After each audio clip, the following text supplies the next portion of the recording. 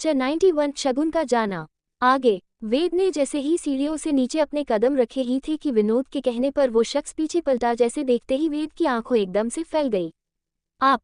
वो शख्स और कोई नहीं कविता थी, शगुन की माँ। वेद के ऐसा कहते ही कविता ने वेद की ओर थोड़ा आगे बढ़कर जवाब दिया, हाँ मैं। फिर वेद को ऊपर से नीचे निहारते हुए उसके चेहरे पर एक मुस्कुराहट छा गई।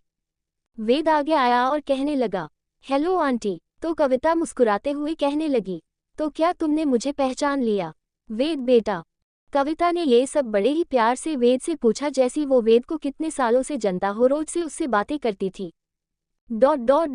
मैं आपको कैसे भूल सकता हूँ कविता आंटी, कैसी है आप? वेद ने भी कविता की बात का जवाब बिल्कुल वैसे नर्म तरीके से दिया, क्योंकि वो अच्छे से जानता था कि कविता उसकी माँ सारिका की कितनी अच्छी दोस्त थी। कविता उससे आगे कहने लगी, मैं ठीक हूँ बेटा, या फिर समझ लो कि ठीक नहीं भी हूँ। फिर कुछ ठहर कर वेद ने तुरंत बोली, शगुन कहाँ है? कविता के ये पूछने पर वेद एकदम से सोच में पड़ गया। वेद की हिम्मत ही नहीं हुई कविता को कुछ भी कहने। वो अच्छे जो भाप चुका था कि कविता कितने गुस्से में थी, यानी शगुन ने अभी उसे कुछ नहीं बताया था। तुम्हारी खामोशी बहुत कुछ कह रही है वेद। तो यानी शगुन यही है? वो यहाँ क्या कर रही वेद? वेद ने अभी भी कोई जवाब नहीं दिया। वहीं गुस्से में तमतमाती हुई कविता थोड़ा आगे बढ़ी और अपनी गर्दन को उठा जोर से चिल्ला उठी, शगुन नीचे आओ। जिसे सुनते ही वेद काफी हैरान और साथ साथ परेशान भी होने लगा था। ... मेरी बात सुनिए आंटी। वो दोनों एक साथ काफी खुश तो। वेद पीछे पलट कविता को देख बस यही बोल पाया था कि तभी कविता एक तड़कते हुए बोली, तो यानी वो तुम्हारे भाई के साथ है? तब तो तुम शांत रहो वेद, क्योंकि मुझे बहुत मेरी बेटी से बात करनी है। अनिका अपने कमरे से बाहर आई और नीचे वेद को कविता से बात करते हुए ऊपर से देखने लगी। कविता ने एक और बार अपनी तेज आवाज में शगुन को आवाज लगाई, शगुन मैंने कहा नीचे आओ। अनिका ने कविता को ऐसे चिल्लाते हुए देखा तो वो हैरान रह गई और वेद को अपनी सवालिया नजरों से वेद को देखने लगी। वेद वो उसे देखकर बोला, अनिका जाओ जाकर चिराग और शगुन को बुला लाओ। अनिका इतने में कोई जवाब दे पाती कि कविता ने वेद को अपनी गुस्से से भरी नजरों से देखा। वो दोनों एक साथ क्यों है वेद? उसकी झुंझलाहट भरी आवाज सुनते ही अनिका ने ज्यादा ना सोचने हुए अपने कदम जल्दी से चिराग की कमरे की ओर बढ़ा दिए। इन सब से बेखबर चिराग और शगुन दोनों ही एक दूसरे को बाहों में भरकर दोनों कभी गहरी नींद में सो रहे थे। तभी दरवाजे की खटखटा ने शगुन की नींद को खोल दिया और जल्दी से उठ गई। ... चिराग, शगुन। दरवाजे के बाहर खड़ी अनिका की आवाज सुन शगुन एकदम से हड़बड़ाते हुए फौरन बेड पर से उठ दरवाजे की तरफ बढ़ उसे खोल दिया। सामने अनिका कुछ घबराई हुई सी लग रही थी। क्या हुआ, क्या बात है? शगुन ने पूछा तो अनिका उससे कहने लगी, जल्दी नीचे चलो और चिराग को भी बोलो, कोई आया है नीचे। अनिका की घबराहट को देख शगुन ने उससे कोई सवाल नहीं किया और वो तुरंत ही पीछे मुड़ बेड पर सो रहे चिराग के पास पहुंची। चिराग, चिराग उठो। शगुन ने इतने जोर से चिल्लाकर बोला पर गहरी नींद में पेटबल सो रहे चिराग ने उसकी एक ना सुनी। अनिका भी बाहर से शगुन को उसे जागते हुए देख रही थी। यहाँ उसकी बात ना सुनने पर शगुन को गुस्सा आ गया और वो उसकी शर्ट को पकड़ते हुए खींच इस बार और जोर से चिल्लाने लगी, चिराग मैंने कहा उठो। तो इस बार चिराग एकदम से भरभरा कर उठा और उठते ही शगुन को देख से कहने लगा, तुम यहाँ क्या कर रही हो? जिस पर शगुन एकदम दंग रह गई और अपना उसे देखते हुए करने लगी, हाँ। जिसके बाद नींद से भरे हुए चिराग को अपनी ही कही हुई बात पर होश। अरे हाँ, हम लोगों की तो शादी हो गई है ना कल? चिराग ने अलसाए आवाज में कहा और फिर से लेटने लगा तो शगुन ने उसके हाथ को पकड़कर खींचा और उसे ऐसा करने से रोका और आगे कहा, लेटो मत चिराग, नीचे चलो। ... तुम लोग थोड़ा जल्दी करोगे वरना वेद ऊपर आ जाएगा। अनिका ने उन दोनों को देखकर ये कहा और खुद वहां से चली गई। अब वेद का नाम सुनते ही चिराग की नींद यूं ही उड़नछू हो गई तो शगुन उसे देखकर गुस्से से मुस्कुराने लगी तो चिराग झट से उठ खड़ा हुआ और शगुन से बोला, चलो। अभी भी पूरी तरह कंफ्यूज चिराग शगुन के साथ सीधे बाहर की ओर निकल गया। अनिका उनसे पहले नीचे उतरी और कविता को देखते हुए आकर वेद के पास खड़ी हो गई। उसने अपनी आंखों से इशारा करते हुए वेद से पूछने की कोशिश की पर इससे पहले कि वेद उसे कुछ समझा पाता कि तभी वहां चिराग और शगुन सीढ़ियों से नीचे आने लगे। उन दोनों ने ही कविता को ऊपर से ही देख लिया था जिससे उन दोनों के ही चेहरे पर एक घबराहट और डर सा छा गया और दोनों एक दूसरे को देख सुस्त कदमों से नीचे उतारने लगे। उन दोनों को ऐसे साथ में देख कविता का पारा चढ़ गया और गुस्से से उसकी आंखें फैल गई और वो शगुन को घूरने लगी जिससे शगुन एकदम सहम गई। दोनों के नीचे उतरते ही कविता शगुन के पास बढ़ी और अपने दांत पीस उससे कहने लगी, तुम यहाँ क्या कर रही हो? तो शगुन ने जल्दी से अपनी नजरों को झुका लिया और चिरगा के पीछे छुपने लगी। इस समय अनिका सबसे ज्यादा कंफ्यूज थी। वो सब कुछ देखते हुए समझने की कोशिश करने लगी। वही शगुन, वो अभी भी काफी डरी हुई थी क्योंकि उसने अपनी शादी के बारे में अपने माँ पापा को अभी कुछ भी नहीं बताया था, जिस वजह से वो काफी सहमी हुई थी। उसकी घबराहट और कविता का गुस्सा देख चिराग ने जल्दी से शगुन का हाथ कसकर पकड़ लिया। धीरे आंटी, सॉरी, पर आप मेरी वाइफ से ऐसी बात नहीं कर सकती है। चिराग के मुंह से ये शब्द सुनते ही कविता के तो जैसे होश ही उड़ गए। उसे समझ ही नहीं आ रहा था कि वो क्या कहे और किससे कहे। उसकी आंखें घूमने लगी थी। जिस चीज का उसे डर था वो आज पूरी हो ही गई थी। उसकी आंखें गुस्से से लाल होने लगी और वो ऐसे ही शगुन को देखने लगी। ये तुमने क्या किया शगुन? शादी करने से पहले अपने माँ पापा को भी बताना जरूरी नहीं समझा? हाँ। उसकी बातों से अब जाकर अनिका को साफ हुआ कि यह अंदाज लगा कि ये शायद शगुन की माँ थी। डरी सहमी शगुन थोड़ा आगे आई और कहने लगी, आई एम सॉरी मोम, ये सब इतनी जल्दी हुआ कि मुझे आपको बताने का मौका ही नहीं मिला। I am sorry.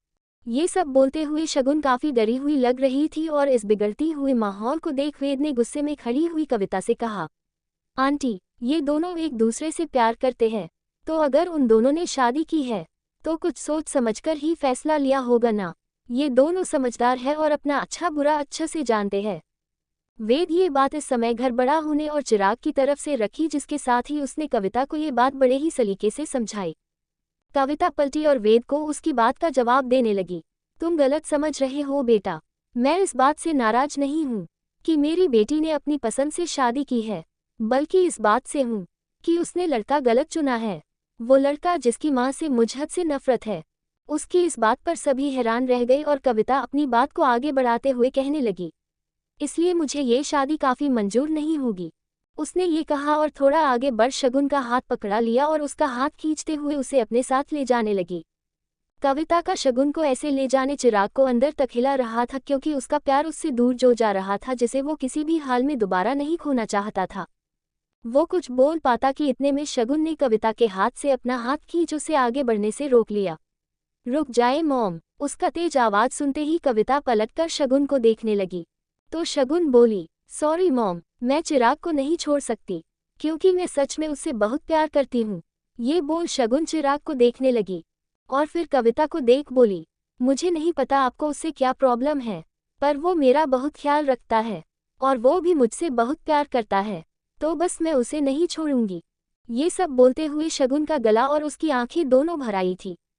ये सब देख अनिका को काफी बुरा लग रहा था। वेद भी शांत खड़ा था, वो कुछ कर भी नहीं सकता था। आखिर ये कविता और शगुन यानी दो माँ बेटी के बीच का मामला था जिसमें वो हरगिज नहीं बोलना नहीं चाहता था।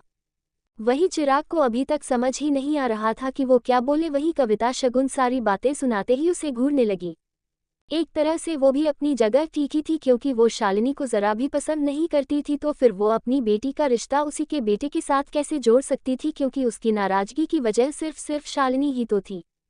अनिका ने जब सब जान लिया और सब अच्छे से समझ लिया तो वो कविता से कहने लगी, देखिए आंटी, ये दोनों एक दूसरे से प्यार करते हैं और अब तो दोनों की शादी भी हो गई है और मुझे नहीं लगता कि शगुन को चिराग से भी ज्यादा कोई परफेक्ट लड़का मिलेगा, क्योंकि हमारा चिराग एकदम परफेक्ट है, बिल्कुल अपने भाई तरह। अनिका की बातों ने कविता का ध्यान अपनी ओर खींच लिया और वो उसे देखने लगी तो अनिका आगे कहने लगी, अगर आप ये रिश्ते आगे नहीं रखना चाहती इसका मतलब आप चिराग को ठीक से जानती ही नहीं है। अनिका ये सारी बातें आखिर कविता के ऊपर असर करने लगी थी, जो उसकी शांत हो चुकी आंखों से साफ पता चल रहा था। एक बार, बस एक बार मॉम, चिराग को और मुझे मौका दे दीजिए, प्लीज मॉम, प्लीज। ऐसा शगुन ने कविता पास कर उसका हाथ पकड़ते हुए कहा तो कविता, जो अब काफी शांत लग रही थी, वो एक गहरी सांस लेते हुए और बहुत कुछ सोचते हुए शगुन से कहने लगी, ठीक है, पर फिर कुछ सेकंड ठहरते हुए आगे बोली, चिराग को वादा करना होगा कि वो तुम्हें हमेशा खुश रखेगा और हमेशा तुम्हारा साथ और ख्याल रखेगा। उसकी ये बात सुनते ही शगुन का लटका हुआ चेहरा एकदम खिल गया और वो कविता से लिपट गई। Thank you mom, thank you so much. वो ये बोलते हुए लगभग रोने लगी तो चिराग, जिसे कविता देख रही थी, वो आगे आया और कविता को देखने लगा। आप जो चाहती है वही होगा और मैं आपसे वादा करता हूँ कि आपकी बेटी यानी मेरी वाइफ को मैं हमेशा खुश रखूंगा। कविता चिराग की बात और उसकी आंखों में दिख रही सच्चाई से पिघल गई। उसका गुस्सा भी एकदम ठंडा पड़ गया। अब वो अपनी बेटी की खुशियों का गला कैसे घोंट सकती थी, इसलिए आखिरकार उसे भी उन दोनों के प्यार के आगे झुकना ही पड़ा। कविता ने चिराग को एक हल्की सी मुस्कान देने लगी, पर उसकी इस मुस्कुराहट में कोई भाव ना था। वो बेशक इन दोनों के इस रिश्ते के लिए मान गई थी, पर उसे अभी भी कहीं ना कहीं एक डर सा जरूर सता रहा था। वो शगुन को ऊपर उठा उसके आंसुओं को पोंछने लगी। वेद जो ना जाने कब से शांति से खड़ा था और सब देख रहा था, वो अपनी खामोशी को तोड़ते हुए कविता से बोला, आप फिक्र मत कीजिए आंटी, चिराग आपके हर वादे को निभाएगा, क्योंकि मैं जानता हूँ वो मेरा भाई, और इस बात की गारंटी मैं लेता हूँ क्योंकि मुझे उस पर पूरा भरोसा है। वेद की बात सुनते ही कविता मुस्कुरा उठी, फिर कुछ सोचते हुए बोली, पर शगुन अभी यहाँ नहीं रहेगी। उसकी बात पर सभी उसे हैरानी भरी नजरों से देखने लगे तो कविता झट से आगे की बोली, शगुन मेरी इकलौती बेटी, उसकी शादी के बहुत अरमान थे, शगुन के पापा के और मेरे। तो बस मैं चाहती हूँ कि शगुन और चिराग की शादी बहुत अच्छे से हो। सबने जब ये सुना तो किसी के पास कोई बहाना नहीं था कविता की बातों को टालने का, क्योंकि ये हर माँ बाप का हक और एक सपना जो होता है। ठीक है, आप शगुन को ले जा सकती है, पर यह शादी जल्दी से जल्दी होनी चाहिए। वेद ने ये कहा तो चिराग का मुंह ही लटक गया, क्योंकि वो अब शगुन से 1 इंच की भी दूरी ज्यादा देर तक ये बर्दाश्त नहीं करना चाहता था। पर मजबूर चिराग कुछ भी नहीं बोल पाया और बस शगुन को देखने लगा। शगुन भी इस फैसले के बाद ज्यादा खुश नहीं थी, उसकी भी हाल कुछ चिराग जैसा ही हुआ था। कविता ने वेद की बातों के जवाब में कहा, ठीक है, पंडित जी से पूछकर मैं तुम्हें तारीख बता दूंगी। जिसके जवाब में वेद ने अपना सर हिलाया और तो कविता ने शगुन की ओर इशारा करते हुए कहा, चलो शगुन। जिसे सुनते ही चिराग ने शगुन का हाथ कसकर पकड़ लिया, जिसे देख अनिका को लगा कि शायद अभी उन दोनों को एक बार अच्छे मिल लेना चाहिए।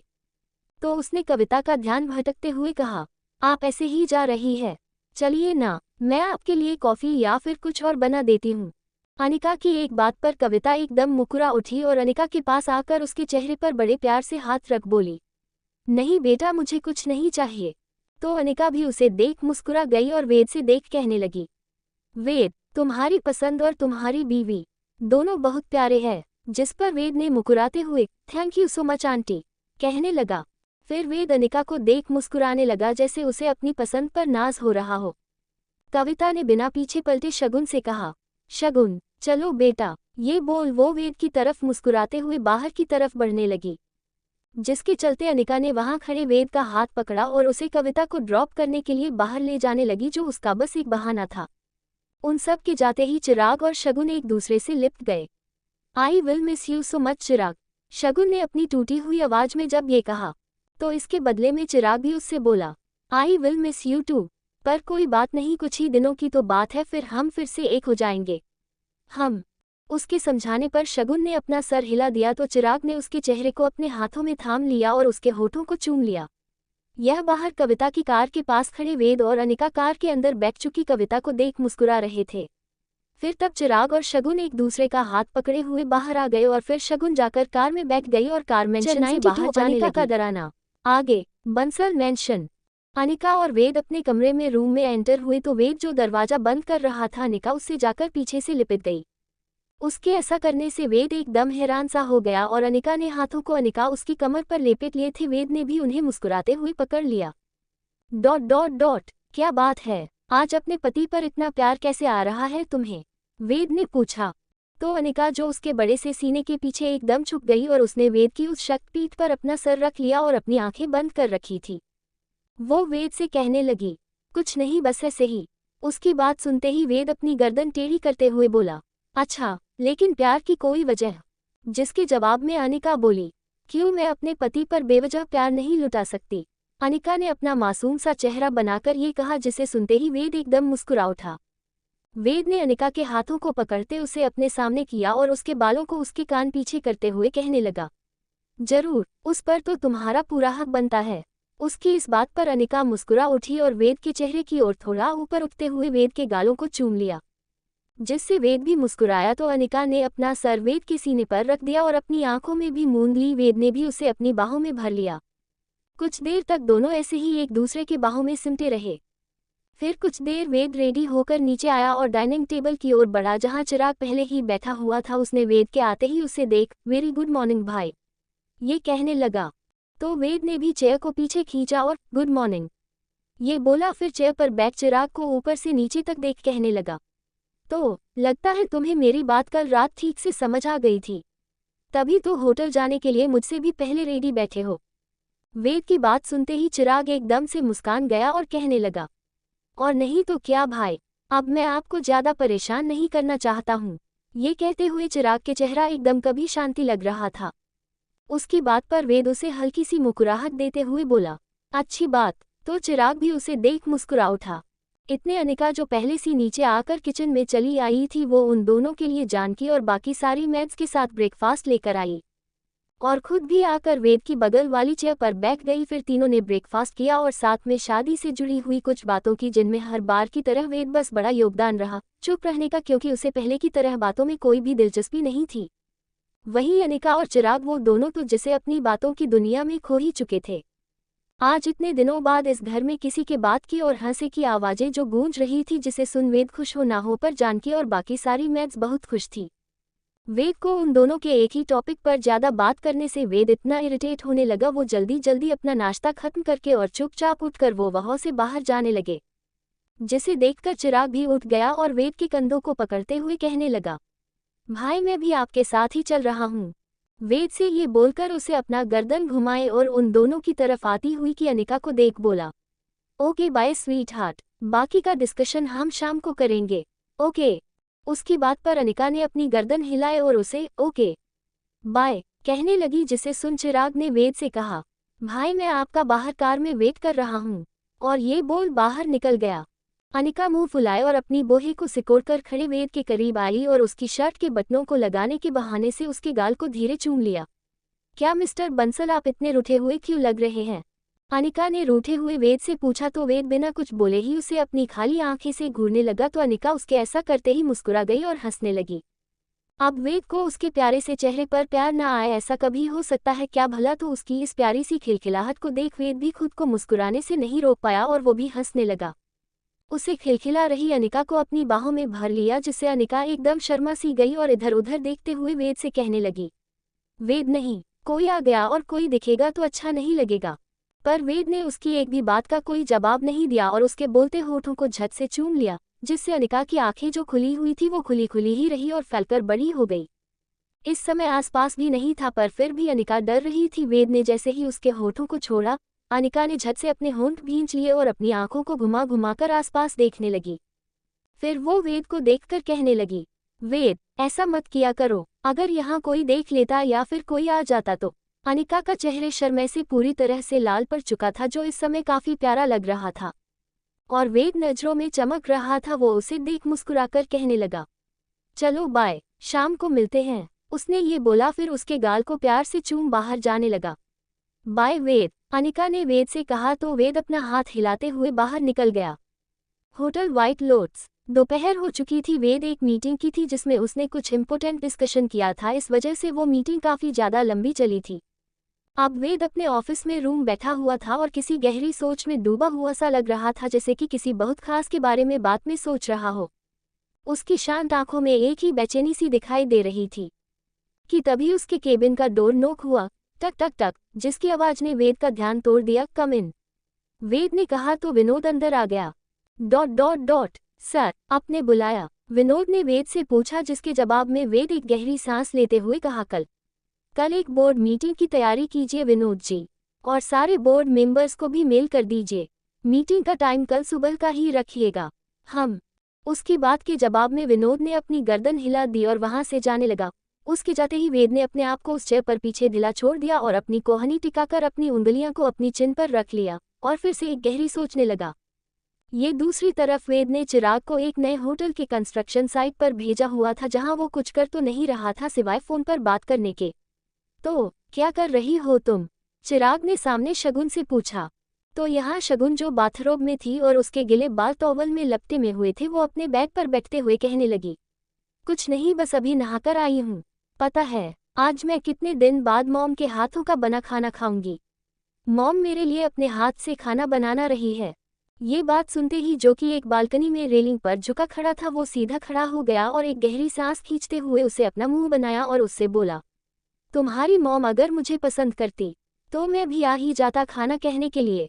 इस बात शगुन मुस्कुराते हुए उठी और ड्रेसिंग टेबल की ओर जाते हुए कहने लगी, ऐसे कुछ नहीं चिराग, वो तुम्हें पसंद करती है। जैसे कि अनिका ने कहा, वो बस तुम्हें जानती नहीं है, वो तुम्हें बचपन में ही मिली थी। तुम अच्छे से जानते हो ना कि तुम बचपन में कैसे थे। तो बस। शगुन की बात पर चिराग ने अपनी नज़र घुमाई पर कोई जवाब नहीं दिया। तो इतने में शगुन बात को थोड़ा हल्का करने के लिए एकदम मुस्कुराते हुए बोली, अच्छा तुम्हें ज़्यादा भूख लगी है तो तुम आ जाओ, मॉम को मैं हैंडल कर लूँगी। तो चिराग उसकी बात पर एकदम मुस्कुरा गया और कहने लगा, उनकी आंखों के सामने बैठने के बाद मेरे गले से एक निवला भी नहीं उतारने वाला, क्योंकि वो मुझे ऐसे घूरेंगी जैसी मैंने उनकी बेटी से प्यार करके बहुत बड़ा गुनाह किया है। सुबह देखा था तुमने उन्हें। चिराग की बात पर शगुन जोर से हंस पड़ी और बोली, चिराग तुम भी ना, वो ऐसा कुछ नहीं करेगी। ... हाँ लेकिन मुझे आना ही नहीं है।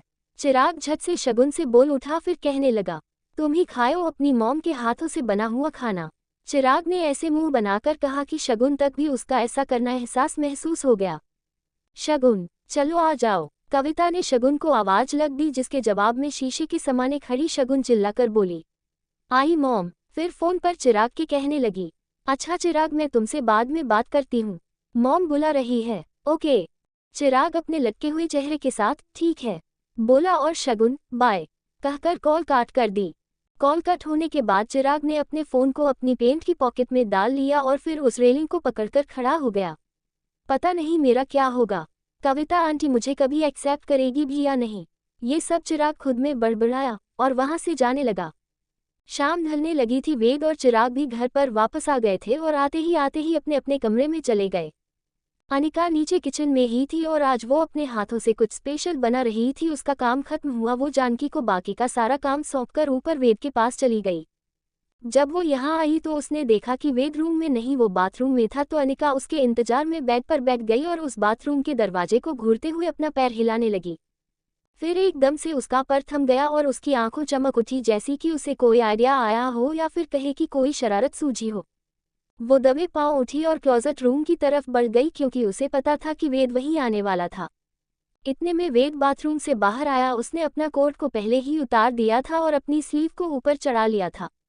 वो अपने हाथ मुंह धोकर और फ्रेश होकर आया और अपने कपड़े चेंज करने के लिए क्लोजेट रूम की तरफ बढ़ गया। उसके अंदर आते हुए अनिका, जो वहां पहले ही छुपी हुई थी, वो वेद की लाइट्स ऑन करते ही उसने बड़ी ही बच्चों वाली हरकत की। वो वेद को देख उसने वो करके डराया, मतलब कोशिश की, जिसमें वो पूरी तरह से नाकाम रही। अनिका अपने दांत निकाले और हाथों को हवा में उठाए वेद को अपनी बड़ी बड़ी आंखों से टिमटिमाते हुए देखने लगी, जो देख एकदम बिना किसी भाव के बोला, ये क्या कर रही हो तुम? वेद इस समय अनिका को देख मुस्कुरा रहा था और अनिका उसके ना डरने पर अपना चेहरा लटका लिया और धीमी सी आवाज में कहने लगी, मैं तो बस तुम्हें डरा रही थी। वेद उसकी बात पर बोला, ओह तो मुझे अभी डरना था क्या? वेद ने सब एकदम इतराते हुए कहा। तो अनिका उसे घूरने लगी और एकदम से किसी रूठे बच्चे की तरह कहने लगी, थोड़ा डर नहीं सकते थे तुम? ... अरे पर मुझे कहाँ पता था कि तुम मुझसे डराने वाली हो, पता होता तो जरूर डरने की एक्टिंग करता है। इस बात पर अनिका वेद को आंखें दिखाने लगी और अपने हाथों को बांधकर मुंह फुलकर खड़ी हो गई। तो वेद अपनी प्यारी सी अनिका को ऐसी नजर देख मुस्कुरा उठा और अनिका का हाथ पकड़ अपनी ओर खींचकर खुद की बाहों में कैद कर लिया। पर अभी भी अनिका के चेहरे पर एक झूठ मूठ की नाराजगी झलक रही थी, जिसे देख वेद ने सोचने की एक्टिंग करते हुए कहा, अब मैं तुम्हारा गुस्सा कैसे कम करूं? ये बोलते वो अनिका को देखने लगा। इतने में अनिका कुछ समझ पाती वेद उसके चेहरे को अपनी उंगलियों की छोर से उठाया और उसके होठों को चूम लिया। 93 मैं ये सब छोड़ रहा हूँ। आगे उस क्लोजेट रूम में वेद अनिका को अपनी बाहों के घेरे में लेकर था। उसके एक हाथ ने अनिका की कमर को और दूसरे से उसने अपनी उंगलियों के छोर से बड़े ही प्यार से अनिका की चिन को थाम रखा था। वेद के होंठ अनिका के नर्म होठों पर रखे हुए थे और उसे चूम जा रहा था। वहीं दूसरी तरफ अनिका ने अपने हाथों को वेद की वाइट चेस्ट पर टिका रखा था। उसकी आंखें बंद थी, जिससे वेद को महसूस करने में लगी थी। वहीं वेद भी अनिका की तेज हो चुकी दिल धड़कने अपने कानों में महसूस कर पा रहा था। वो उसके होठों से धीरे से अलग हुआ और उसके प्यारे से चेहरे को निहारने लगा। अनिका ने भी अपनी आंखें खोली और वो भी वेद की आंखों में झांकने लगी। वेद मुस्कुराते और उसके गुलाबी गालों को सहलाते हुए बोला, तो क्या मेरी अनिका अभी भी मुझसे नाराज है? उसके ऐसा पूछते ही अनिका एकदम मुस्कुरा उठी, वेद तुम भी ना, और वेद के चेहरों को निहारने लगी। तो वेद भी उसके खिले हुए होंठों को देख मुस्कुराते हुए उसके कमर पर अपने दोनों हाथों को लेपेटकर उसे झूलने लगा, जिससे अनिका एक हंसने लगी, फिर अपने सर को उसके सीने पर टिका लिया। वेद ने उसके सर को चूमा, जिससे अनिका ने एक बार फिर से वेद सीने में खुद को छुपाते हुए उसके सुकून में कुछ देर तक दोनों ऐसे ही अपनी आंखों को मूंदे वेद के साथ झूलती रही। कुछ देर बाद चिराग, वेद और अनिका तीनों ही डिनर कर रहे थे। आज अनिका सुबह की तरह ज्यादा बोल नहीं रही थी, क्योंकि वही बेचारे चिराग का मूड अपने और शगुन के रिश्ते के बारे में सोच सोचकर बिगड़ा जो हुआ था, इसलिए वो भी शांत थे। फिर तभी उस शांत टेबल पर वेद की आवाज गूंज उठी, कल तुम दोनों ही सुबह तैयार रहना होटल जाने के लिए, क्योंकि कल एक इम्पोर्टेंट बोर्ड मीटिंग है। मीटिंग का नाम सुनते ही अनिका का मुंह बन गया। वही चिराग का कुछ ऐसा हाल था कि एक तो वो बेचारा पहले ही अपने रिलेशन परेशान था और अब कल उसे 3-4 घंटों का टॉर्चर झेलना पड़ेगा, ये सुनते ही उसकी भी भौहें सिकुड़ गई। पर वो बेचारा वेद को मना भी तो कैसे करता, क्योंकि उसके ऐसे मना करने पर वेद कोई भरोसा नहीं था। कहीं वो गुस्सा में आ गया तो कहीं वो उसकी और शगुन की शादी ना कैंसिल करा दे, इसी डर वो उसे बेमन ही सही अपनी गर्दन हिलाकर ओके भाई बस इतना बोल दिया। उसके हाँ करते ही अनिका ने भी वेद को देखकर मुंह बनाते हुए अपनी गर्दन हिला दी और सभी अपना खाना खत्म करके अपने अपने कमरे की तरफ बढ़ा गए। वेद आते ही बेड पर बैठ गया। उसने अपनी कोहनियों को अपना घुटनों पर टेक रखा था और थोड़ा झुक अपनी उंगलियों में उंगलियों को उलझाकर कुछ सोच रहा था। अनिका अपने नाइट सूट चेंज करके क्लोजेट रूम से लौटी और जब वेद को ऐसे बैठे और कुछ सोचते हुए देखा तो वो थोड़ा परेशान हो गई, क्योंकि वेद शांत तो बैठता था तो पर इतना शांत वो भी इस दिन कभी नहीं बैठता था। वो तुरंत आकर वेद के पास आकर खड़ी ही गई। वेद, क्या हुआ, तुम ठीक हो? अनिका वेद से पूछा, पर वेद इतना डूबा हुआ था कि उसे अनिका की आवाज सुनाई तक नहीं दी। उसे इतना डूबा हुआ देख अनिका उसके पास बैठी और अपने हाथ को उसके चेहरे पर रख दिया, जिससे तब कहीं जाकर वेद का ध्यान टूटा और अनिका ने उसका चेहरा अपनी या घुमाया और उससे पूछने लगी, क्या हुआ तुम्हें, क्या सोच रहे हो? अनिका अपनी धीमी और फिक्र भरी आवाज में वेद से जब पूछा तो वेद हल्के से मुस्कुराया और अनिका को अपनी बाहों में समेटते हुए बोला, कुछ नहीं। वेद ने जब ऐसा कहा तो अनिका झट से कहने लगी, नहीं, झूठ मत बोलो मुझसे, तुम कुछ तो है जो तुम छुपा रहे हो। क्या हुआ है वेद, बताओ ना। अनिका के ऐसे कहने पर वेद उसकी आंखों में देखने लगा और कुछ सेकंड तक ऐसे देखते रहा। उसका ऐसा देखना अनिका को डरा सा रहा था, क्योंकि वेद आंखों में कुछ तो था जो उसकी जुबान पर नहीं आ रहा था या वो आने नहीं दे रहा था। उसने एक गहरी सांस खींची और वो अनिका से कहने लगा, कल मैं एक डिसीजन लेने वाला हूँ, तो वो चाहे कैसा भी हो, तुम मेरा साथ दोगी? आज अनिका को वेद की बात कुछ अजीब सा महसूस करा रही थी, जिसके चलते अनिका भी खुद कई सवालों में घिर गई। ऐसा क्या करने वाले हो तुम कल? अनिका ने बड़ी उलझन के साथ पूछा, जिस पर वेद ने उसे अपने और करीब कर लिया और बोला, वो तुम्हें कल पता चल जाएगा। जिससे अनिका की आंखों में जवाब टटोलने लगी। तो वेद उससे आगे कहने लगे, बस हाँ, ये जान लो कि मैं जो भी कर रहा हूँ या करूँगा, उसमें सबकी भलाई है और हो सकता है कि उससे सब खुश भी रहे। बस तुम मुझ पर भरोसा रखो, मैं कुछ भी गलत नहीं करूँगा। अनिका वेद की बातों को अच्छे से समझते हुए उसके सीने पर उसके दिल के ऊपर अपना हाथ रखा और वेद से कहने लगी, वो मुझे तुम पर खुद से भी कहीं ज्यादा भरोसा है, एंड आई प्रॉमिस कि मैं तुम्हारा हर कदम पर साथ दूंगी। वेद ने अनिका के उसके दिल को सहला रहे हाथ को ऊपर उठाया और उसे चूम लिया। बस मुझे यही चाहिए, मेरी अनिका का साथ, और कुछ भी चाहिए। उसकी बात अनिका मुस्कुराते हुए उससे लिपट गई। फिर एकदम से उसके होठों की मुस्कुराहट कहीं गायब सी हो गई, क्योंकि उसे वेद की फिक्र जो होने लगी थी। इधर चिराग अपने बिस्तर पर लेटा हुआ था। उसने अपने हाथों को अपने सर के नीचे दबाया हुआ था और ऐसे ही कुछ सोचते हुए वो सीलिंग को घूरने लगा। फिर तब उसके दिमाग में कुछ आया तो उसने पेट के बल लेटते हुए पास ही में पड़ा अपना फोन उठाया और अपनी चमकती हुई आंखों के साथ शगुन को वीडियो कॉल लगा लिया। इधर शगुन ने भी उसकी कॉल को मुस्कुराते हुए उठाया और दोनों एक दूसरे को देख मुस्कुराने लगे। ... क्या कर रहे तुम? बेड पर लेटी हुई शगुन ने चिराग को देखा। पूछा तो चिराग, जो उसे अपनी चमकती हुई आंखों से देख रहा था, उसकी बात जवाब देते हुए कहा, कुछ नहीं, बस तुम्हें याद और क्या। उसकी ऐसी फिल्मी लाइन बोलने पर शगुन एकदम से हंसने लगी और उसने अपने मुंह को अपने हाथों से ढक लिया और फिर ऐसे जोर से हंसते हुए उठकर बैठ गई। और इससे पहले कि वो कुछ बोल पाती, चिराग एकदम गुस्सा दिखाते हुए कहने लगे, ये कोई हंसने की बात नहीं है शगुन। एक तो अचानक से तुम्हारी मॉम ने हम दोनों की लाइफ में एकदम विलेन वाली एंट्री की है। ऊपर से कल रात को मैं तुम्हें टच भी नहीं कर पाया। टच तो दूर, तुम्हें ठीक से गले भी नहीं लगा पाया। चिराग एक ही सांस में ये सब बोला, जिसके बदले में शगुन ने उसे अपनी आंखें निकालते हुए समझने की कोशिश की। चिराग, जैसे देख आज ऐसा लग रहा था कि वो अपने मन की सारी भड़ास आज ही निकल कर ही रहेगा। डॉट डॉट डॉट क्या चिराग? हाँ, ये गलत है शगुन। तुमने मुझसे वादा किया था कि हम वो सब शादी के बाद करेंगे, और मैंने तुम्हें इस बात पर फोर्स भी नहीं किया था, लेकिन तुम हो कि शादी होने के बाद भी एक और शादी का चक्कर लगा कर बैठी हो। पर मुझे नहीं करनी कोई दोबारा शादी बादी। तुम कल यहाँ आ रही हो, बस बात खत्म। शगुन ने अपने सामने देखते हुए एक झूठी मुस्कुराहट दी, फिर चिराग को फोन में देख अपने दांत पिसते हुए कहने लगी, चिराग चुप हो जाओ। तो चिराग मुंह बनाते हुए कहने लगा, अच्छा ठीक है, कुछ नहीं बोलूंगा, पर इसके बदले में तुम्हें बोलना किस देते हुए बोलना पड़ेगा। आई लव यू चिराग। उसके शब्दों में शगुन का गला ही सुखा दिया और वो शर्माते हुए अपनी नजरें घुमाने लगी। पर चिराग को अपने गुस्से के आगे ये सब कहाँ दिखाई दे रहा था, वो तो बस अपनी बकबक किए जा रहा था। और अगर तुमने ऐसा नहीं किया तो आज रात को तुम्हारे घर पर आकर तुम्हारे घर की बेल बजाऊंगा। और ये मत समझना कि मैं तुम्हारी हिटलर मॉम से डरता हूँ, ऐसा कुछ नहीं, समझी ना। चिराग की बातों की रफ्तार जैसे ही धीमी पड़ी, उसे सामने से शगुन के अलावा एक दूसरी आवाज सुनाई दी। हम समझ गई, बहुत अच्छे से समझ गई। उस आवाज ने चिराग की कान खड़े कर दिए और उसका मुंह खुला का खुला ही रह गया, क्योंकि वो समझ चुका था कि ये किसकी आवाज थी, और तुरंत उठ बेड पर ही अपने घुटनों के बल बैठ गया। उसे सामने से अपनी जलती हुई आंखों से घूर रही शगुन की ओर अपने होठों को बिना आवाज हिलाए मॉम, और उसके इस इशारा को समझ शगुन ने धीरे से अपनी गर्दन हिला दी, जिसे देखते ही चिराग की आंखें एकदम फैल गई और वो खुद कोसने लगा। कोस तो उसे शगुन भी मन ही मन रही थी। उसका गुस्सा से भरा हुआ चेहरा बताने के लिए काफी था कि अगर चिराग उसके सामने होता या उसके हाथ आ जाए तो वो की खूब धुलाई करती। कविता शगुन के बराबर में आकर बैठ गई और उसके हाथ से फोन लेकर चिराग को मुस्कुराते हुए घूरने लगी। इस समय चिराग के पास बस अपना मुंह छुपाने की जगह नहीं थी, तो वो भी कविता को देख जबरदस्ती की हंसी हंसने लगा। Hi aunty. ये सुनते ही कविता ने अपनी मुस्कुराहट को बरकरार रखते हुए चिराग की तरफ अपनी गर्दन हिलाकर इशारा करने लगी।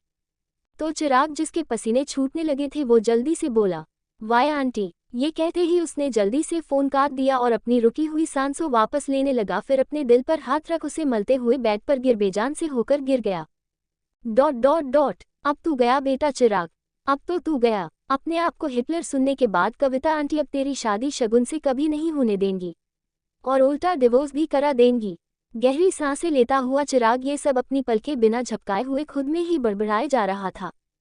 फिर एकदम अपना माथा पीटते हुए कहने लगा, अरे यार, ये सब मेरे साथ ही क्यों हो रहा है। ये बोल रहा चिराग इस समय काफी इरिटेट लग रहा था। इधर पूरी तरह चिराग की बात से शर्मिंदा हो चुकी शगुन नीचे जमीन को घूरे जा रही थी। कविता ने उसका फोन उसके हाथ में थमाया और उसे घूरते हुए कहने लगी, तुम्हें इससे अच्छा लड़का नहीं मिला शगुन। अभी भी अपनी नजरें झुकाए बैठी शगुन धीरे से बोली, चिराग अच्छा लड़का है मॉम। तो कविता झुंझलाते हुए बोली, हाँ बहुत अच्छा लड़का है, जिसे सिर्फ तुम्हारे। उसने अपने शब्दों को वहीं रोक लिया और एक गहरी सांस भरते हुए बोली, मैं तुम्हारा क्या करूं शगुन। ये बोल कविता वहां से उठकर चली गई। उसके जाने के बाद शगुन ने गुस्से से अपने फोन को बेड पर पटका और खुद भी गुस्से से लाइट्स ऑफ कर बेड पर लेट गई। सुबह होते ही होटल जाने के लिए तैयार वेद और अनिका नीचे नाश्ता कर रहे थे। फिर वह अपना कल रात से भी ज्यादा रूठा हुआ और लटका हुआ चेहरा लेकर चिराग वहां पहुंचा। उसने अपनी चेयर को पीछे खींचा और बैठ गया। आज वेद अनिवार्य एक चीज नोटिस की, चिराग आकर रोज की तरह ना गुड मॉर्निंग कहा जैसे वो हमेशा करता था और ना ही कुछ बोला। वही चिराग कुछ सोचने लगा। ऐसे ही उसने अपने हाथ लगे फोन पर शगुन को कॉल लगाया, पर वो स्विच ऑफ जा रहा था। उसे ऐसे परेशान देख वेद, जो उसकी हर हरकत को नोटिस कर रहा था, वेद आखिरकार उससे पूछ ही बैठा, क्या हुआ तुम्हें। तो अनिका भी उसके पीछे बोल उठी, हाँ सब ठीक तो है ना, तुम्हारा चेहरा क्यों उतरा हुआ। उन दोनों की बात के जवाब में चिराग बताने लगा, वो कल रात से शगुन का फोन बंद आ रहा है। जैसे सुनते ही अनिका झट से बोल उठी, तुम्हारा झगड़ा हुआ उसके साथ। तो चिराग उसे अपनी नजरें चुराने लगा, जिसे देख वेद की आंखों छोटी हो गई। जरूर इसने कुछ किया है। क्या किया तुमने, वेद ने चिराग से सीधा पूछा। तो वो घबराकर हकलाने लगा, कुछ नहीं। डॉट डॉट डॉट तुम्हारा कुछ नहीं तो पता चल ही जाएगा। अब जल्दी से ब्रेकफास्ट खत्म करो और जल्दी चलो। तो चिराग ने सामने रखे जूस के गिलास को उठाया और एक ही सांस में खत्म कर दिया। चलिए भाई, मुझे वैसे भी भूख नहीं है। ये बोल वो उठ खड़ा हुआ। अगर तुमने झगड़ा किया है ना तो उसे सामने से सॉरी बोल देना। अनिका उससे ये बोल उठ खड़ी हुई और वेद के साथ आगे बढ़ने लगी और चिराग भी उनके पीछे चलने लगा। कुछ देर बाद होटल व्हाइट लोटस यहाँ के ऑफिस में मीटिंग चल रही थी। सभी बोर्ड मेंबर आए हुए थे। वेद के बंसल एम्पायर की प्रेजेंटेशन चल रही थी। उसके खत्म होते ही रूम की सारी लाइट्स ऑन हुई। वेद उठ खड़ा हुआ। जैसा कि आप सभी ने देखा, मैंने अपने डेड के सपने को काफी टूटने नहीं दिया और ना ही कभी झुकने दिया। वेद ये कहा, फिर कुछ ठहर कर एक सांस भरते हुए कहने लगा, लेकिन अब मैं इसे कंटिन्यू नहीं करना चाहता। अब मैं चाहता हूं कि अब इसका जिम्मेदारी कोई और ले। वेद की बातें सुनकर सभी आपस फुसफुसाने लगे। चिराग उसे बड़ी ही हैरानी से देखने लगा। वहीं अनिका को वेद की रात वाली बात याद आई और वेद आगे बोला, इसलिए मैं ये सब छोड़ रहा हूँ और अपने शेयर अपने छोटे भाई चिराग के नाम कर रहा हूँ। वेद ये बोलते हुए चिराग को देख मुस्कुराने लगा। वेद का बेटा। आगे वेद की बात जैसे ही पूरे ऑफिस रूम में गूंजी, सभी एकदम हैरान रह गए थे। अनिका को अब जाकर वेद की कल रात की बात का मतलब समझ में आई, लेकिन वो इसलिए उदास नहीं थी कि वेद ये सब कुछ छोड़ने का फैसला क्यों किया, बल्कि इस वजह से उदास थी क्योंकि उसने ये कदम कहीं ना कहीं शालिनी की वजह से जो उठाया था। वही चिराग, उसके चेहरे को देख साफ पता चल रहा था कि वो वेद के इस फैसले से कितना हैरान और नाखुश था। वेद ने अपनी बात आगे रखी, तो आज और अभी से मेरा छोटा भाई यानी इस एम्पायर का 35% शेयर होल्डर अब 70% शेयर होल्डर बन जाएगा। वेद ने ये कहा और पहले चिराग फिर बाकी सभी लोगों की तरफ देखते हुए ताली बजाने लगा। वो सभी लोग उसके इस फैसले से बिल्कुल खुश दिखाई नहीं दे रहे थे क्योंकि वो भी ऐसे से जाने थे कि जो काबिलियत वेद से उस बिजनेस को आगे बढ़ाने की थी उसकी थोड़ी सी भी झलक चिराग में कहीं भी नहीं देखी देती थी। पर वो सभी वेद के आगे मजबूर हो गए और उसके पीछे बेमन से ही तालियां बजाने लगे। अनिका अभी भी बस वेद को एकटक देखे जा रही थी। इतने उन तालियों की गुलगुलाहट के बीच चिराग एकदम से उठ खड़ा हुआ, जिसे देख सारे लोग एकदम उसे देखते हुए रुक गए। I am very sorry members, पर मुझे ये फैसला मंजूर नहीं है। चिराग ने अपनी बात रखी और तेजी से मीटिंग रूम से बाहर निकल गया। उसे ऐसे गुस्से से जाता देख अनिका भी अपनी जगह पर उठ खड़ी हुई, क्योंकि उसके हाव भाव से अनिका को क्या वेद भी जान चुका था कि चिराग को ये बात जरा भी अच्छी नहीं लगी। इधर अपने गुस्से को कम करने की कोशिश में लगा चिराग वेद के केबिन में इधर उधर चक्कर काट रहा था। उसके चेहरे पर छाया गुस्सा निकालने के लिए वो कितना बेचैन था जो उसकी बॉडी लैंग्वेज बताने भी के लिए काफी थी। केबिन का दरवाजा खुला, वेद और अनिका दोनों ही अंदर आए और उनके आते ही इससे पहले कि वेद उससे कुछ कहा पाता, गुस्से से भरा हुआ चिराग वेद पर बरस पड़ा। वाओ भाई वाओ, आज आपने वही कर दिया जो मैं कभी नहीं होने देना चाहता था। क्या जरूरत थी आपको ये सब कुछ करने के, और किसने कहा था आपसे? मैंने आपसे कहा था नहीं ना, तो फिर अपना ऐसा क्यों किया भाई? चिराग मेरी बात सुनो, ये जरूरी था। वेद के ऐसा कहने भर से चिराग एकदम झुंझला उठा। क्या जरूरी था भाई? ये सब अगर जरूरी था तो बस मॉम के लिए, मेरे लिए नहीं। उसकी बात सुन और उसका गुस्सा देखकर वेद और अनिका काफी शौक थी, क्योंकि चिराग ने आज तक वेद से ऐसे ऊंची आवाज में बात नहीं थी। चिराग अपनी बात पूरी करने के लिए वेद के एकदम करीब आया और अपनी कुछ भरभराती हुई आवाज में कहने लगा, और आज अपने ऐसा करके सबको देखा ही दिया कि आप मुझे खुद के भाई से ज्यादा शालिनी बंसल का बेटा समझती है ना भाई?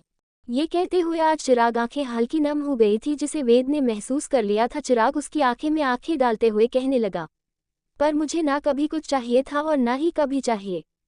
वेद अभी भी शांति से उसकी सारी बात सुने जा रहा था, बिना अपने मुंह से एक शब्द भी निकाले। और वहीं चिराग अपनी बात के दरवाजे के पास पहुंचा और उसे खोलते हुए फिर एक बार वेद को देखते हुए कहने लगा, आपके ने मेरा बहुत दिल दुखा दिया भाई, आज आपने मेरा दिल सच में बहुत दुखा दिया। चिराग ने ये सब कहा और बाहर निकला गया। वेद उसे जाता देखते रह गया, क्योंकि उसे कहीं ना कहीं अंदाजा तो था कि चिराग थोड़ा बहुत शौक होगा और थोड़ा बहुत मना भी करेगा, पर उसे इस बात अंदाज दूर दूर तक नहीं था कि उसे ये सब इतना बुरा लगेगा। वेद ने अपनी नजरों को उठा अनिका से पूछा, क्या सच में मैंने कुछ गलत किया है? वेद के ऐसे पूछने पर अनिका ने वेद के करीब गई और उसके कंधे को सहलाते हुए कहने लगी, तुमने कुछ भी गलत नहीं किया और ना ही तुम गलत हो वेद, पर चिराग भी अपनी जगह गलत नहीं है। वेद उसकी बात को समझने लगा। तभी अनिका उससे आगे बोली, अब बस फैसला तुम्हें करना है कि तुम्हें अपना भाई चाहिए या फिर उसकी नाराजगी। बाकी मैं तुम जो भी फैसला तुम लोगे वेद, मैं तुम्हारा पूरा और हर कदम पर साथ निभाऊंगी। वेद अनिका की आंखों में देखने लगा, जो उसे देख धीरे से मुस्कुरा रही थी। वेद ने विनोद से गुस्से से जा चुके चिराग को ढूंढने के लिए भेजा था, पर चिराग होटल के गार्डन एरिया की एक खाली बेंच पर ही बैठा हुआ था। सर, वो रहे चिराग सर, विनोद ने वेद को थोड़ी दूर बैठे चिराग की तरफ इशारा करते हुए बताया। वेद उसे देखकर एक गहरी सांस भरने लगा, फिर अनिका को देखने लगा जो उसके साथ ही नीचे आई थी। वो एक नज़र चिराग को देख वेद से कहने लगी, जाओ वेद, तुम्हारे बेटा तुमसे रूठा हुआ है, जाओ मनाओ उसे। अनिका ऐसे कोई तंज करते हुए नहीं कहा था, बल्कि उसने ऐसा इसलिए कहा था क्योंकि चिराग वेद के लिए उसके बच्चे जैसा था। वो उसे खुद के बेटे की तरह ट्रीट करता था और वहीं दूसरी तरफ चिराग भी अपने पिता की तरह ही रिस्पेक्ट दिया करता था। ये बोल अनिका एकदम वेद को देख मुस्कुरा गई, जिसे देख वेद के होठों पर भी एक प्यारी सी मुस्कुराहट तैर गई और वो चिराग की या बढ़ गया।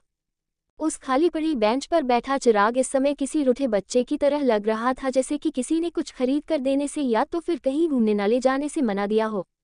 वेद आया और उसके पास बैठ गया, जिसे देख चिराग ने पाने हाथ बंधे और दूसरी ओर अपना मुंह फेरकर बैठ गया। डॉट डॉट डॉट, तुम मुझसे नजर हो हम। चिराग ने उसकी बात कोई जवाब नहीं दिया, जिस पर वेद उसे लगभग उसे चिढ़ाते हुए कहने लगे, आइसक्रीम खाने चलोगे, जैसे बचपन में डेट तुम्हें दिलाया करते थे जब तुम ऐसे ही मुंह फुलाकर बैठ जाया करते थे, याद है। वेद की इस बात में चिराग ने कोई जवाब नहीं दिया और यूं ही मुंह फेरकर बैठी रह गई। तो वेद अपनी गर्दन हिलाते हुए बोला, मैं जानता हूँ चिराग, तुम्हारे लिए ये सब बहुत मुश्किल है, पर ये सब करना जरूरी है। वेद की बात पूरी तरह से खत्म भी नहीं हो पाई थी कि चिराग एकदम झुंझलाते हुए कहने लगा, किससे पूछा आपने कि ये किसके लिए जरूरी था या नहीं? क्योंकि मेरे लिए तो नहीं है भाई। मैं अच्छे से जानता हूँ कि आपने ये सब सिर्फ और सिर्फ मॉम की बातों में आकर किया, लेकिन मुझे कुछ नहीं चाहिए भाई, और ना ही कभी कुछ चाहिए था। मुझसे किसी ने पूछा कि मुझे क्या चाहिए, उद्धरण। फिर कुछ सेकंड रुककर वेद को देख आगे कहने लगा, मुझे चाहिए सिर्फ मेरी फैमिली, और बस मेरा बड़ा भाई, जिसके भरोसे मुझे अपनी पूरी जिंदगी काटना, जिसके होते हुए मुझे किसी बात की कोई ज़रूरत फिक्र नहीं होती है, और ना ही मैं कभी करना चाहता हूँ। बस, और कुछ नहीं मुझे भाई। हमेशा कुछ फालतू बकवास करने वाले चिराग की आंखें भी आज बात कर रही थी, जिनमें वेद को सच साफ साफ दिखाई दे रहा था, जो उसकी जुबान पर भी था। वेद एक गहरी सांस खींचते हुए चिराग को देख मुस्कुराने लगा। उसकी मुस्कान बताने के लिए काफ़ी थी कि वेद को चिराग पर आज कितना गर्व हो रहा था और साथ ही साथ उतना ही प्यार भी आ रहा था। चिराग को जो इस समय बहुत गुस्से में था, उसे अपने हाथ पर कुछ महसूस हुआ, जिसका उसकी नज़रों ने पीछा किया तो पाया कि वेद ने उसके हाथ को पकड़ लिया था। फिर जब उसने अपनी नज़रों को उठा वेद को देखा, जो देख मुस्कुरा रहा था।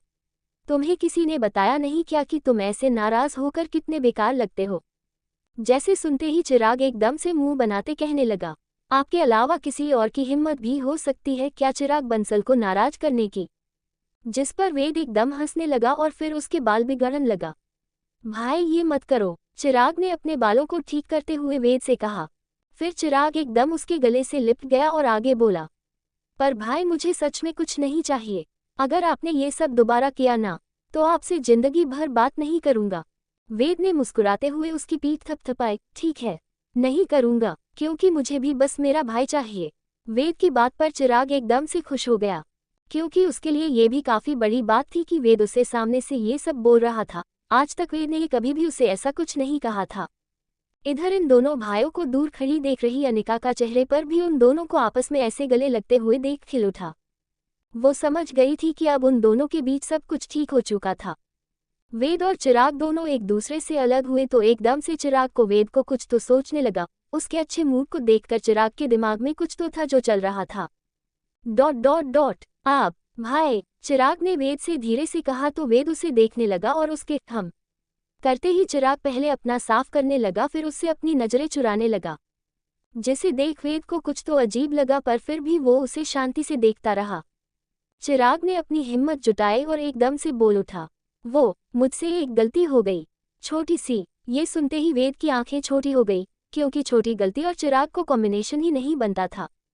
डॉट डॉट डॉट, क्या किया तुमने? वेद ने सीधे पूछा तो चिराग फिर से अपनी नज़र चुराते हुए वेद को धीरे धीरे कल रात की पूरी कहानी बताने लगा। वो जैसे जैसे बताता गया वेद की भौहें और सिकुड़ती चली गई, जिससे जो वेद कुछ सेकंड पहले मुस्कुरा रहा था, वो अब चिर को देख अपने दांत पिसने लगा। तो बस यही सब कुछ हुआ, और तभी से शगुन भी मेरा फोन नहीं उठा रही है। वेद ने चिराग की सारी बात सुनी और वो नीचे जमीन को देखा, मुस्कुराया। फिर अचानक से उसने चिराग की गर्दन में अपना हाथ डाला और झट से अपने सीने के पास झुका लिया। तुम्हें एक बार में कुछ समझ नहीं आता है ना? क्योंकि तुम्हें हर बार बस अपनी मनमानी जो करनी होती, है ना? वेद ने इस समय चिराग के गर्दन को अपने दोनों हाथों में लॉक कर रखा था, जिसको चिराग की आह निकल गई और वहीं दूर खड़ी अनिका ये सब देख एकदम हैरान हो गई, जिससे उसकी भौहें आपस में मिल जोड़ने लगी। डॉट डॉट डॉट आह भाई लग रही है, सच में लग रही है। चिराग चिल्लाते रह गया, पर वेद ने उसकी एक ना मानी तो चिराग आगे बोला, मैंने ये सब जानकर नहीं किया भाई, मुझे नहीं पता था कि उसकी मॉम वहीं खड़ी थी और वो सुन लेंगी कि मैं उन्हें हिटलर बोल रहा हूँ। वेद ये सुनते ही चिराग को ढीला छोड़ दिया और चिराग अपना गला मालते हुए कहने लगा, सॉरी भाई, पर मैंने सच में कुछ भी जानकर नहीं किया। उसके ये बोलते ही वेद अपनी जलती नजरों से उसे घूरने लगा तो चिराग उससे डरते हुए बोला, कोई सॉल्यूशन है आपके पास? हम ये पूछने के बाद चिराग ऐसा कर बड़ी ही मासूम शक्ल बना वेद को देखने लगा। डॉट डॉट डॉट तुमने बिगाड़ा है ना, तो तुम ही ठीक करो। ये बोल वेद उठ खड़ा हुआ और वहां से जाने लगा तो चिराग जिसका मुंह बन गया था वो जाते हुए वेद देख उससे कहने लगा, और मेरी आइसक्रीम डॉट डॉट डॉट खुद खरीद कर खा लेना। वेद ये कहा और आगे बढ़ गया।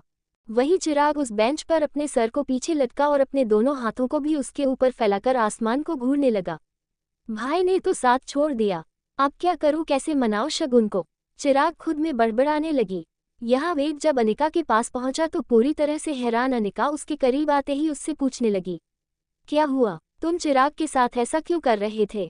नहीं माना वो डॉट डॉट डॉट चलो बताता हूँ। वेद अनिका का हाथ पकड़ा और उसे वहां से ले जाने लगा। फैमिली मैन आगे वेद अनिका को अपने साथ केबिन में लाया और उसे सारी बातें बता दी, जिसके चलते अनिका कभी परेशान हो गई क्योंकि उसने भी कल कविता का गुस्सा देखा था।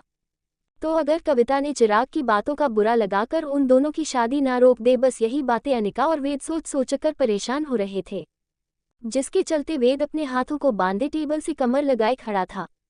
वहीं उसके सपने अनिका सोफे पर बैठी इन सब चीजों को कैसे हैंडल किया जाए इसी बारे सोचने में लगी थी।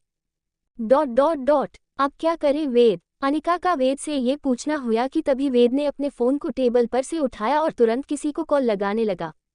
उसके ऐसा करने से अनिका उसे देखते हुए खड़ी हो गई। हेलो, हाय कविता आंटी, कैसी है आप? वेद के ऐसा कहने पर अनिका को जब पता चला कि वेद ने सीधे कविता को कॉल लगाई थी तो वो अपना मुंह और अपनी आंखें फाड़े वेद की तरफ गर्दन हिलाकर इशारा करने लगी, जिस पर वेद ने उसे अपना हाथ दिखाकर इशारा कर दिया, जिससे अनिका कुछ भी बोलने से पहले ही रुक गई और वेद के करीब आकर खड़ी हो गई। वेद के पूछने पर सामने से कविता की आवाज आई, मैं बिल्कुल ठीक हूँ बेटा, तुम कैसे हो? जिसे सुन वेद ने भी मुस्कुराते हुए जवाब दिया, मैं भी बिल्कुल ठीक हूँ आंटी।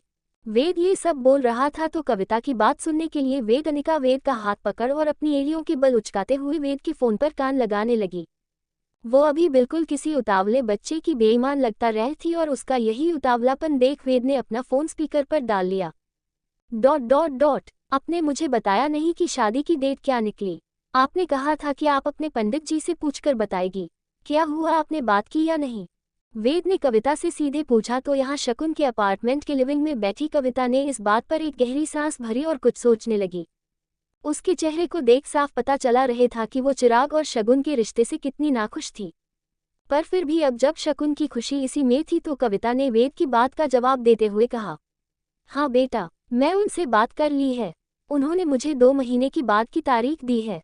ये सुनते ही वेद और अनिका एक दूसरे को देखने लगी तो बात को संभालने के लिए वेद ने तुरंत कहा, एक सेकंड आंटी, ये नहीं हो सकता है, मुझसे लगता है कि आपको एक बार और किसी से पूछ लेना चाहिए, इतनी देरी मुझे नहीं लगता कि ये ठीक होगी। कविता वेद की बात पर एकदम शांत रही और उसकी खामोशी को देखकर वेद ने कुछ सोचते हुए कहा, आंटी मैं अच्छे से जानता हूँ कि आप इस रिश्ते से खुश नहीं है, पर आंटी जैसा कि चिराग ने और मैंने आपसे वादा किया है कि शगुन हमेशा खुश रहेगी, तो मैं आपसे एक और बार वादा करता हूँ कि शगुन सच हमेशा खुश रहेगी। कविता वेद अभी भी वेद की बात का कोई जवाब नहीं दिया। वेद उससे आगे कहा, आपको चिराग पर भरोसा हो ना हो, लेकिन आप मुझ पर पूरा भरोसा कर सकती की है, तो आपको मुझ पर तो भरोसा है ना आंटी? वेद के ऐसा पूछने पर कविता को एकदम से उसकी मां सारिका की याद आ गई। वो भी हर बात में सबको पूरे विश्वास से यही कहा करती थी। ये सुनते ही कविता एकदम से मुस्कुरा उठी और कहने लगी, मुझे तुम्हारे ऊपर भरोसा है, तभी तो अपनी बेटी की शादी मैं शालिनी के बेटे के साथ नहीं, तुम्हारे भाई के साथ कर रही हूँ। कविता की बात सुनते ही अनिका एकदम खिल उठी। अब भला कोई उसके वेद की तारीफ करे और वो अपने पति पर कैसे ना इतराती। इसलिए कविता की ये बात सुनते ही अनिका जाकर वेद के कंधे को कसकर पकड़ लिया। वेद ने कविता से कहा, देखिए आंटी, मैं नहीं जानता हूँ कि आप चिराग को कैसे देखती है और उसे कैसा समझती है, पर मेरा यकीन करिए, मेरा भाई सच में बहुत अच्छा है।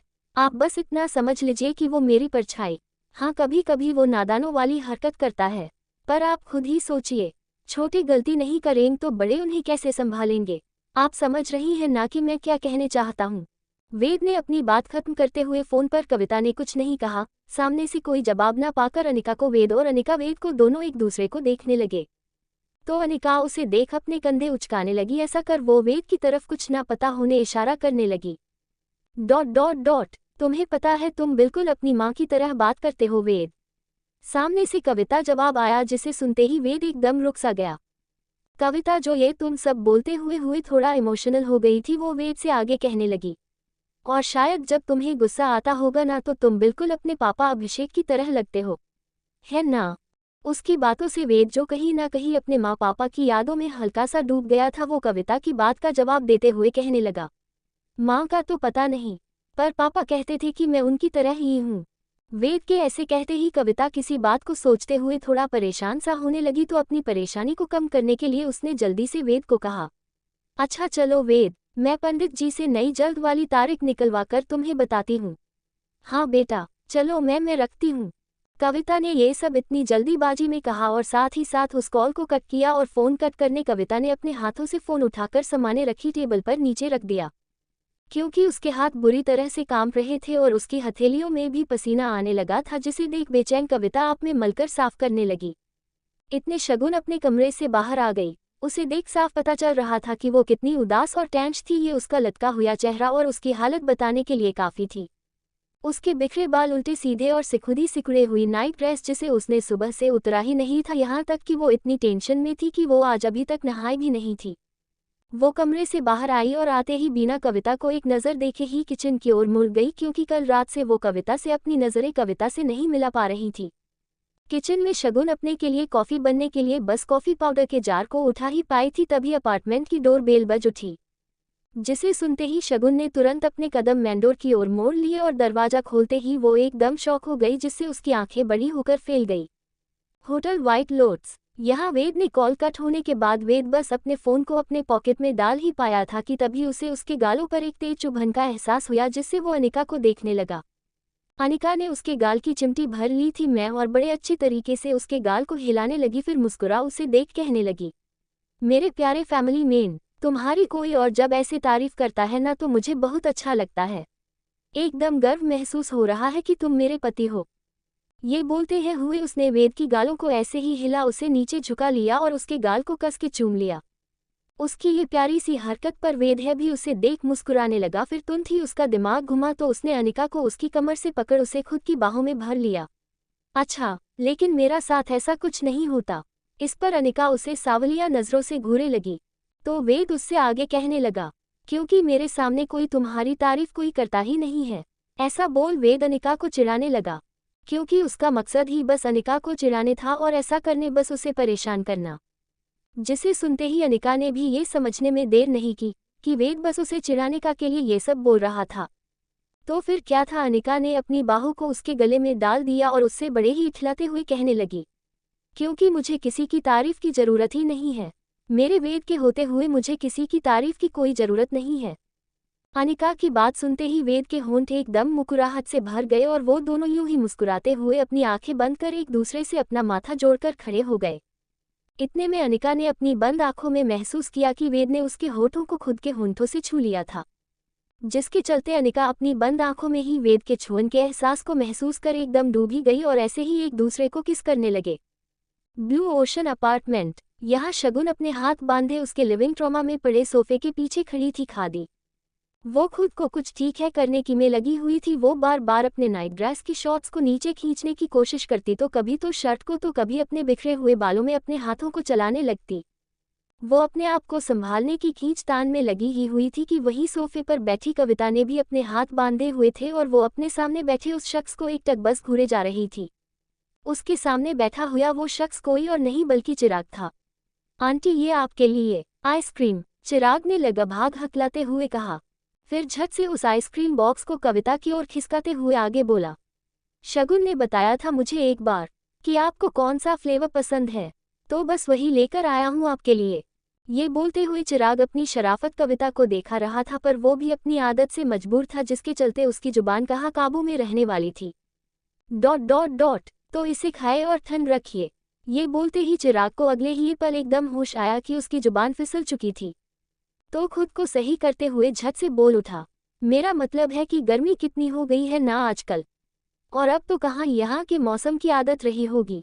इतनी सालों से तो आप लोग लंदन में थे, और लंदन में कहाँ इतनी गर्मी पड़ती है ना। सही कहा ना मैंने। उस घर में सिर्फ अकेला बोलता हुआ चिराग ये सब कह एक नकली हंसी के साथ अपने दांत निकाल पहले कविता और फिर शगुन को देखने लगा। पर अभी उसे सामने से कोई खास रिस्पॉन्स नहीं मिला, जिसे देख चिराग एकदम से एक गहरी सांस भरते हुए कहने लगा, आंटी, कल रात के लिए आई एम सॉरी। ऐसा नहीं है कि मैं आपकी रिस्पेक्ट नहीं करता, पर क्या है ना, मैं कल कुछ ज्यादा ही गुस्से में आ गया था, तो बस वही सब गुस्सा में निकला और कुछ नहीं। उसकी ईमानदारी और ऐसे हिम्मत करके माफी मांगने पर शगुन का चेहरा जो एकदम लटका हुआ था वो खिल उठा, क्योंकि उसने काफी नहीं सोचा था कि चिराग काफी ऐसे भी झुक सकता था, जिसे देख शगुन को मन ही मन उस पर काफी प्यार आने लगा। कविता ने चिराग की माफी पर उससे कहा, कोई बात नहीं, मुझे कुछ भी बुरा नहीं लगा। कविता ने दो टुक कहा और उठने लगी कि तभी चिराग भी उठकर उससे कहने लगा, आपसे एक और परमिशन चाहिए थी। क्या मैं शगुन को अपने साथ डिनर पर लेकर जा सकता हूँ?